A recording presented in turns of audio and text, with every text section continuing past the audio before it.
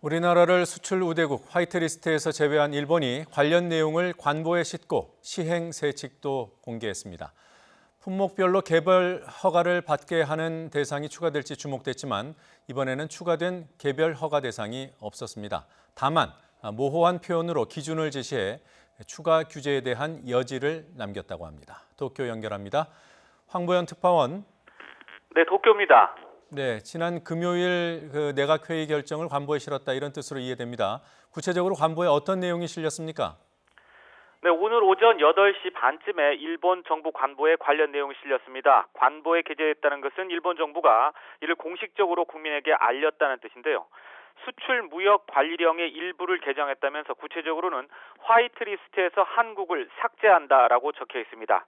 또 공포 후 21일이 지난 뒤부터 시행한다라고 기재돼 있고 세코 히로시게 경제산업상과 아베 총리의 이름이 잇따라 적혀 있습니다. 이로써 미국과 영국 등 27개 화이트리스트에서 한국만 빠지게 됐습니다. 우리나라는 2004년 화이트리스트에 올랐는데 15년 만에 제외된 겁니다.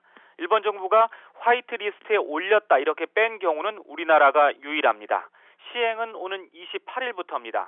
그때부터는 우리나라가 화이트리스트에서 빠지게 돼 일본 기업이 우리나라에 수출할 때 과거 일본 정부가 해주던 우대 조치를 받을 수 없게 됩니다. 우대 조치란 3년에 한 번만 포괄적으로 허가를 받도록 간편하게 해주는 건데요. 그 대상 품목은 식품과 목재를 제외한 약 1,100여 개에 이르는 것으로 알려졌습니다.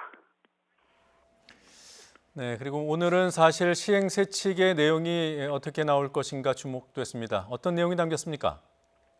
네, 시행 세칙은 오전 10시쯤에 주무부처인 일본 경제산업성 홈페이지에 올라왔습니다. 우리나라가 우대 조치 국가에서 제외되면서, 즉 화이트리스트에서 제외되면서 바뀌게 되는 수출 허가 절차가 이 시행 세칙에 담겨 있습니다. A4 용지 50페이지 정도 분량이라 구체적인 내용까지는 아직 알 수 없지만 큰 틀은 파악이 가능해 보입니다. 이 세칙의 핵심은 과거 우리나라가 화이트리스트에 들어가 있었을 때 1,100여 개 품목이 3년에 한 번 포괄적으로 허가를 받았는데 이 중 어느 정도가 매번 허가를 받는 개별 허가 품목 대상이 되는지인데요. 세칙 주의사항을 살펴보면 이에 대한 큰 기준이 나와 있습니다. 즉 군사용으로 사용이 가능한 경우엔 포괄허가 대상이 될 수 없다라고 규정이 되어 있습니다.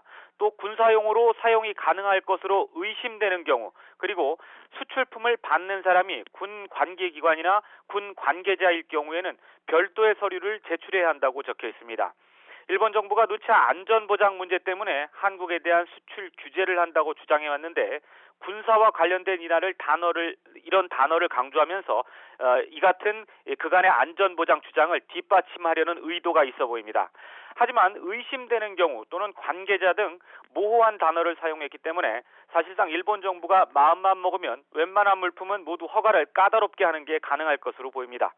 일본 정부가 이런저런 이유를 들어서 고의로 심사를 지연하거나 불허하는 등 자의적으로 운영할 경우에는 우리 기업이 큰 피해를 입을 가능성이 있습니다. 지난달 초 일본 정부는 불산 등 반도체 소재 3개 품목을 개별 허가 대상으로 지정해 1차 경제 보복을 가했는데요. 이번에는 그때처럼 구체적인 품목을 지정하진 않았습니다. 오늘 공개된 세칙의 내용이 복잡하고 양도 많아서 우리 정부도 전문기관에서 정확한 내용과 의도를 파악하고 있는 것으로 전해졌습니다. 지금까지 도쿄에서 YTN 황보현입니다.